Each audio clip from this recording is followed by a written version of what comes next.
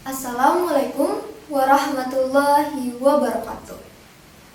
Alhamdulillahirrabbilalamin. Assalatu wassalamu ala asrafil anbiya'i wa mursalin wa ala alihi wa sahbihi ajmain, amma ba'du.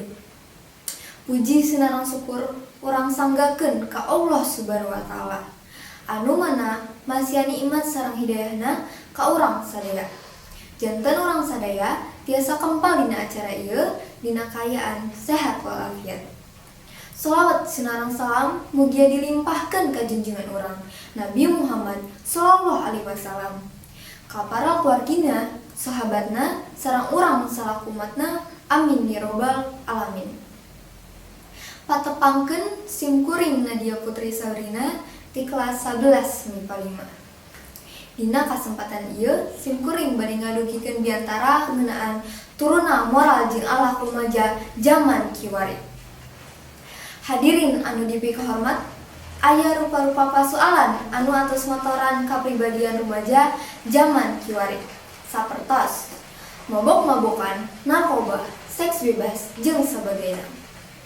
Maranehanana atos teu isin deui dina nembongkeun kalakuan anu henteu pantes. Hal ieu ngabuktikeun ayana panurunan moral jeung akhlak rumaja zaman kiwari. Hadirin anu dipikeun hormat, aya sababaraha perkawis anu jadi kasang tukang ayana panurunan moral jeung akhlak rumaja zaman kiwari. Anu kahiji nyaeta asupna budaya asing. Salarosna kaaya anu lepat kalawan budaya asing. Nanging aya rumaja anu teu tiasa ngabedakeun mana anu sae sareng mana anu awan. Kalawan budaya asing anu asup ka negara ieu, seueur pisan kabudayaan anu taluyuh sareng kabudayaan anu aya di Indonesia. Anu kadua nyaeta globalisasi. Di zaman globalisasi ieu urang digampangkeun ku sagala hal. Salah sahijina dina ngakses internet.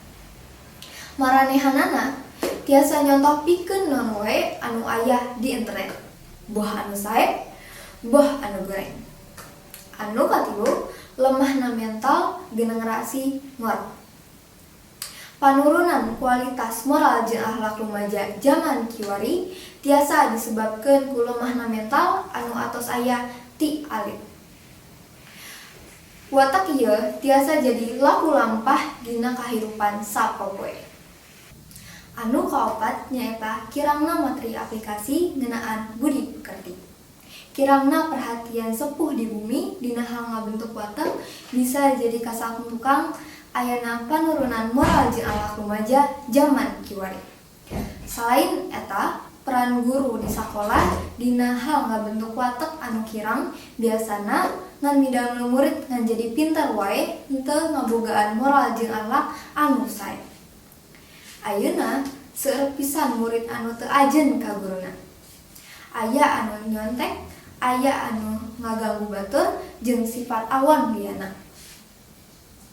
Hadirin anu dipikeun hormat, rumaja miboga peran anu ageng pikeun nagara. Kasuksesan hiji bangsa tiasa ditingali ku kualitas bangsana. Kusabab eta, hayu urang tiasa milih mana anu sae sareng mana anu awan dina sagala kaayaan. Rupina sakitu anu dipikeun hatur, hapunten bilih aya kalepatan, saninten buah saninten dibanten kaparapatan. Hapunten nabi hapunten bilih aya kalepatan. Wassalamualaikum warahmatullahi wabarakatuh.